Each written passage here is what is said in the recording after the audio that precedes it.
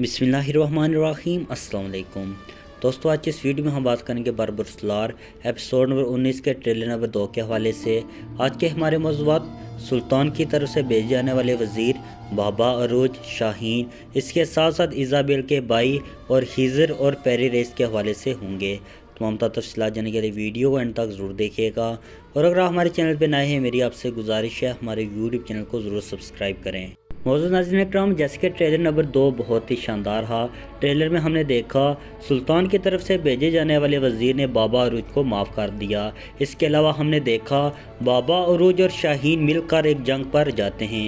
यकीनी तौर पर यह जंग इज़ाबेल के भाई को आज़ाद करवाने के लिए है। इसके साथ साथ ट्रेलर में हमने देखा इज़ाबेल का भाई भी ट्रेलर में दिखाया गया है। यकीनी तौर पर बाबा अरूज और शाहीन ने मिलकर इज़ाबेल के भाई को आज़ाद करवा दिया। इसी तरह आने वाले एपिसोड में हम देखेंगे बाबा अरूज, इज़ाबेल और शाहीन का इत्तेहाद मजबूत हो जाएगा। इसके अलावा हमने देखा पेरी राइस जासूसों के पास होते हैं, मगर मैं यहाँ पर आप नाज़रीन को बताता चलूँ पैत्रो का इसमें जाल ज़रूर शामिल होगा।